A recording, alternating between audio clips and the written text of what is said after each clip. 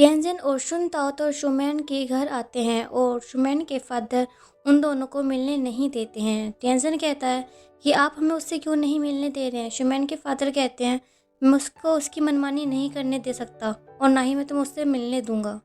Tianjin कहता है जब उसे हमारे घर पर तो कोई दौरा नहीं पड़ा था, आपके घर उसे आते ही दौरा क्यों पड़ गया। शुमैन के फादर कहते हैं हमारी बेटी 18 साल की हो गई है, अब हम तुम्हारे घर उसे नहीं छोड़ सकते, अब उसे अपने घर की आदत भी डालनी होगी।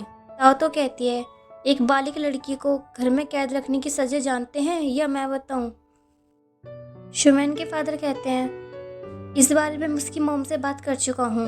फिर वहाँ मुझे भी मैडम रू आती है और शुन ताओ तो उनके पास जाती है और कहती है आप अपने हस्बैंड को देखिए, हमें उस शुमैन से नहीं मिलने दे रहे हैं। मैडम रू कहती है इन दोनों को यहाँ से भेजो, मैं इन दोनों की शक्ल भी नहीं देखना चाहती। और मैडम रू कहती है अगर ये दोनों यहाँ से नहीं जाएं तो पुलिस को बुला लो।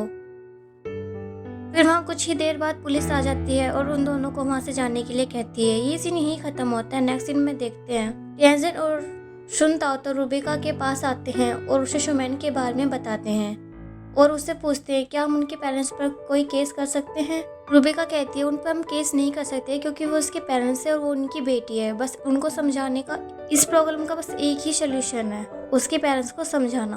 ताओ तो तियानजिन से कहती है कि तुम अपने पापा से बात करो।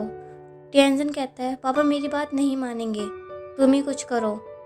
ये सीन यही खत्म होता है। नेक्स्ट सीन में देखते हैं डॉक्टर एन के पास शुन ताओ तो आती है और कहती है मुझे आप मदद की ज़रूरत है, प्लीज़ जल्दी चलिए। डॉक्टर एन कहते हैं किसकी क्या ज़रूरत है, किसकी मदद करनी है, बताओ तो सही। ताओ तो कहती है शुमैन मुसीबत में है। डॉक्टर एन तुम्हें यहाँ तियानजिन ने भेजा है ना। ताओ तो कहती है आप नहीं जानते, उसके पेरेंट्स उसको फिर से परेशान कर रहे हैं। मैं झूठ नहीं बोल रही हूँ डॉक्टर एन। ठीक है एक काम करो, तुम मुझे उनके घर ले चलो। ये सीन यही खत्म होता है। नेक्स्ट सीन में देखते हैं और तियानजिन शुमैन की मॉम्स के पास जाता है और तियानजिन कहता है कि आपकी बेटी को ट्रीटमेंट की ज़रूरत है और आप उसे इस तरह कमरे में कैद कर कर रखते हैं क्यों। आप मुझे उसकी केयर करने तो दो, मैं उसको पूरी तरीके से ठीक करने की पूरी कोशिश करूँगा। तुम कुछ नहीं कर सकते, मैं उसकी मॉम हूँ और मैं जानती हूँ कि वो एक ड्रामा कर रही है और कुछ नहीं। आप ऐसे कैसे कह सकते हैं कि आपकी बेटी ड्रामा कर रही है। ये सीन यही खत्म होता है। नेक्स्ट सीन में देखते हैं डॉक्टर एंड शुमैन के फादर से बात करते हैं। शुमैन के फादर कहते हैं मैंने अपनी बेटी की भलाई के लिए ही उसके कमरे में कैमरे लगवाए हैं, वो अपने आप को मारने की कोशिश करती है। डॉक्टर एंड कहते हैं मैं तो सिर्फ ये जानना चाहता हूँ आपकी बेटी ने ऐसी क्या गलती कर दी है जो आप उसे इतनी बड़ी सजा दे रहे हैं। शुमैन के फादर कहते हैं मैं नहीं जानता कि वो अपने पास्ट की गलती अपने प्रेजेंट में भी दोहराएगी। ये सीन यही खत्म होता है। नेक्स्ट सीन में देखते हैं मैडम रू तियानजिन से कहती है तुम उसे पसंद करते हो, अगर तुम उसे पसंद करते हो तो मैं तुम्हें उसके पास्ट के बारे में तुम्हें सब बताऊंगी। तियानजिन मैं उसे पसंद करता हूँ सिर्फ एक बड़े भाई की तरह, उससे ज़्यादा कुछ नहीं। अगर आपको फिक्र है कि उसके फ्यूचर में ख्याल कौन रखेगा तो उसका बड़े भाई होने के नाते मैं उसका ख्याल रखूँगा और एक डॉक्टर होने के नाते पूरी ज़िंदगी उसका ख्याल रखूँगा। मैडम रू मेरे लिए कोई एक वादा मायने नहीं रखता। मैडम रू उसे सेल्फ रिस्पेक्ट भी है, प्लीज़ आप अपनी बेटी के बारे में ऐसा कुछ मत कहिए। ये सीन यही ख़त्म होता है। नेक्स्ट सीन में देखते हैं डॉक्टर रैन आपको लगता है कि आप उसे एक कमरे में बंद करने से आप उसका फ्यूचर बना सकते हैं। आप तो उसे स्कूल भेजने वाले थे ना। नहीं वो अब स्कूल नहीं जाएगी।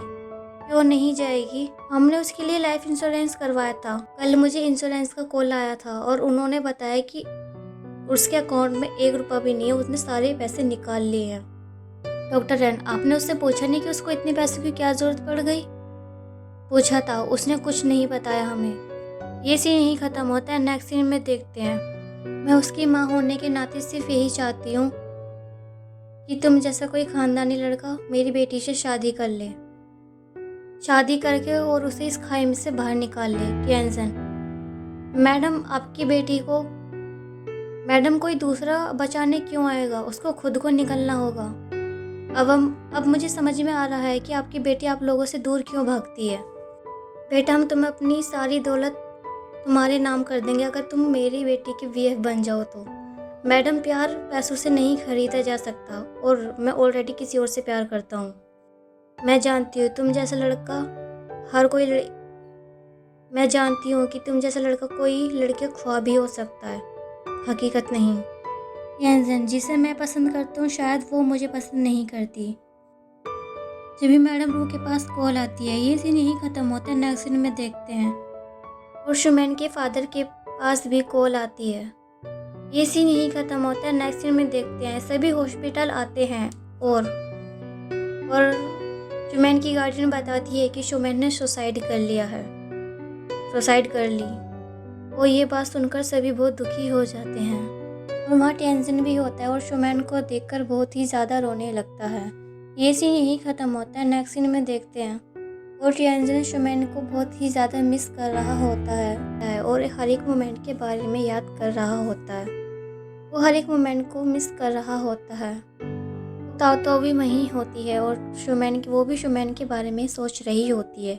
ये सीन यहीं ख़त्म होता है। नेक्स्ट सीन में देखते हैं लिकवान घर आता है और शिंशिंग कहती है आज तुम जल्द ही आ गए। लिकवान कहता है वहाँ पर सभी को शुमैन की मौत का गम है, वहाँ सभी शुमैन की मौत को लेकर दुखी हैं, इस वजह से जल्दी आ गया हूँ मैं। और सबसे ज़्यादा दुखी तो वहाँ टेंशन है, वो तो आज क्लिनिक भी नहीं आया। ये सीन यहीं ख़त्म होता है। नेक्स्ट सीन में देखते हैं मैडम टेंशन को कॉल करती है और टेंशन कहता है क्या हुआ नानी। पूछती है तुम कहाँ हो, घर कब आओगे। नानी, मैं बाहर घूमने के लिए आया था। लेकिन वापस कब आओगे। मैं कुछ दिनों के बाद ही आऊँगा, आप सभी मेरी फिक्र मत करना। फिर टेंशन फ़ोन रख देता है। डॉक्टर एन कहते हैं वो एक डॉक्टर है और हमें काफ़ी बार हार का सामना करना होता है। अगर हम हर बार ये ऐसा करने लगे तो बस भेजो उसके पीछे किसी को। पर भेजे किसे। तो मैं जानती हूँ वो कहाँ होगा, मैं जाती हूँ। ये सीन यहीं ख़त्म होता है। नेक्स्ट सीन में देखते हैं वो टियाजन एक पुल के पास होता है और वहाँ ताओ भी उसे ढूंढते ढूंढते आने लगती है और वो टियाजन को आवाज़ लगाती है और वो देखती है कि टियाजन पुल पर से कूद जाता है। वो ताओ सभी को मदद के लिए बुलाती है और वहाँ कोई नहीं होता। फिर ताओ टियाजन के पास जाती है और वो पानी में कूद जाती है और टियाजन को वहाँ से बाहर निकालती है। वो ताओ टियाजन से कहती है टियाजन अपनी आंखें खोलो और होश में आओ, तुम बहुत बुरे हो, तुमने तो मुझे डरा ही दिया था, तुम बहुत बड़े पागल हो, तुमने ऐसा क्यों किया। टियाजन कहता है जब शुमैन कूदी थी तो जब शुमैन छत पे से कूदी थी। टियाजन कहता है कि बस मैं ये देखना चाहता था जब शुमैन छत पे से कूदी थी तो उसको कैसा लगा था, क्या महसूस हुआ था, बस इसलिए मैं पानी में कूदा था। लेकिन आज पता चला कि मैं डॉक्टर बनने लायक ही नहीं हूँ, पापा सही कहते हैं, और मैं अपने पेशेंट को भी नहीं बचा पाया। ताओ तुम्हारी किस्मत तो अच्छी है पर वक्त सही नहीं है, मुझे दिलासा देने की कोशिश मत करो ताओ। कुछ लोगों की किस्मत अच्छी होती है जैसे कि तुम बार बार लोगों को बचाने में कामयाब हो जाती हो। ताओ किस्मत वाली बात तुमने बिल्कुल गलत कही है, मैं लकी नहीं हूँ, बस मैं हार नहीं मानती। मैंने तुम्हारे पैरों में बंधी हुई रस्सी नहीं देखी, अगर मैं वक्त पर नहीं पहुँचती तो तुम मर भी सकते थे। मैं इतनी तेज़ भागी कि अगर मैं कोई कंपटीशन में भागती ना तो पक्का कह रही कोई वर्ल्ड रिकॉर्ड तो पक्का तोड़ देती। मुझे मेरी जिद कभी हारने नहीं देती और मुझे खुद पर पूरा भरोसा है। हमें खुद से बेहतर ज़्यादा कोई नहीं जानता। देखते देखते ताओ बेहोश हो जाती है। जब भी टेंशन कहता है तुम्हें क्या हुआ। ताओ बस पेट में दर्द है और कुछ नहीं। और ये दर्द कब से शुरू हुआ। और ताओ बेहोश हो जाती है। ये सीन यहीं ख़त्म होता है। नेक्स्ट सीन में देखते हैं टेंशन ताओ को पास के गांव में ले आता है। टेंशन हमें इसको हॉस्पिटल ले जाना चाहिए, रात बहुत हो गई है पर कोई हमारी मदद भी नहीं करेगा। वो टेंशन ताओ से कहता है कि हमें हॉस्पिटल जाना होगा। ताओ टेंशन से कहती है मेरा इलाज सिर्फ तुम ही करोगे। ये एपिसोड यहीं ख़त्म होता है।